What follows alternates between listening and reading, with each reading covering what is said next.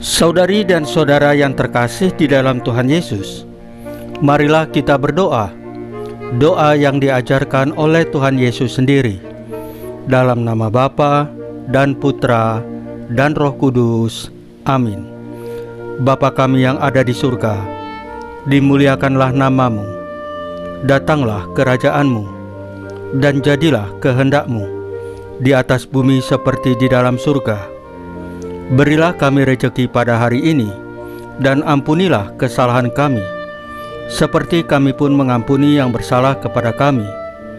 Dan janganlah masukkan kami ke dalam pencobaan, tetapi bebaskanlah kami dari yang jahat. Ya Roh Kudus, hadirlah saat ini untuk memimpin dan membimbing kami dalam membaca firman Tuhan Yesus dan merenungkannya, sehingga kami dapat mengerti maknanya dan dapat kami laksanakan dalam hidup kami sehari-hari di tengah masyarakat kami. Pembacaan Injil Markus bab 12 ayat 28b sampai dengan ayat 34. Kasihilah Tuhan Allahmu dan sesamamu. Lalu seorang ahli Taurat yang mendengar Yesus dan orang-orang Saduki bersoal jawab dan tahu bahwa Yesus memberi jawab yang tepat kepada orang-orang itu, datang kepadanya dan bertanya, "Hukum manakah yang paling utama?"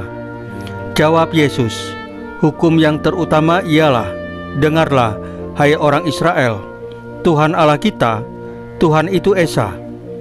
Kasihilah Tuhan Allahmu dengan segenap hatimu, dan dengan segenap jiwamu, dan dengan segenap akal budimu, dan dengan segenap kekuatanmu. Dan hukum yang kedua ialah, kasihilah sesamamu manusia seperti dirimu sendiri. Tidak ada hukum lain yang lebih utama daripada kedua hukum ini." Lalu kata ahli Taurat itu kepada Yesus, "Tepat sekali Guru, benar katamu itu, bahwa Dia Esa, dan bahwa tidak ada yang lain kecuali Dia. Memang mengasihi Dia dengan segenap hati, dan dengan segenap pengertian, dan dengan segenap kekuatan, dan juga mengasihi sesama manusia seperti diri sendiri adalah jauh lebih utama daripada semua korban bakaran dan korban sembelihan." Yesus melihat bagaimana bijaksananya jawab orang itu, dan Ia berkata kepadanya, "Engkau tidak jauh dari kerajaan Allah." Dan seorang pun tidak berani lagi menanyakan sesuatu kepada Yesus. Demikianlah sabda Tuhan. Terpujilah Kristus. Saudari dan saudara yang terkasih di dalam Tuhan Yesus, dalam konteks ini kita juga dipanggil untuk mengasihi Tuhan dengan sepenuh hati dan mengasihi sesama tanpa batas. Kasih ini bukan hanya sebuah perasaan, melainkan sebuah tindakan yang nyata dalam kehidupan kita. Sebagaimana Yesus mengasihi kita tanpa syarat, kita pun diundang untuk mengasihi Tuhan dan sesama dengan tulus. Kasih yang sejati memerlukan komitmen yang mendalam dan ketulusan yang tak terhingga, sama seperti pengampunan yang Tuhan berikan kepada kita. Sebagaimana tertulis dalam bacaan pertama kitab Hosea, Tuhan mengingatkan kita untuk kembali kepadanya dengan hati yang penuh syukur dan bertobat.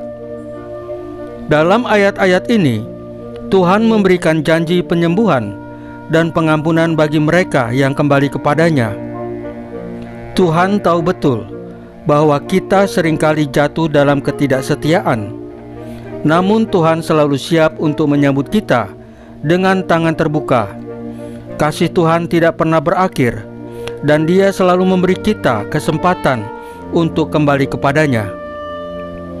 Dalam Mazmur 81, kita juga diingatkan tentang kasih yang melimpah dari Tuhan, yang telah membebaskan umatnya dari penderitaan dan memberikan segala yang terbaik.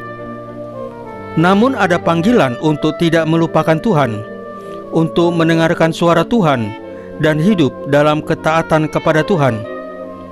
Tuhan menjanjikan berkat yang melimpah bagi mereka yang hidup dalam ketaatan, memberi kita segala yang kita butuhkan, bahkan yang tidak kita duga, seperti gandum terbaik dan madu dari batu. Kita semua, seperti yang diajarkan dalam Injil Markus ini, dipanggil untuk hidup dalam kasih yang tulus. Ini adalah panggilan untuk tidak hanya mengasihi Tuhan dengan sepenuh hati, tetapi juga mengasihi sesama, terutama mereka yang mungkin sulit kita cintai.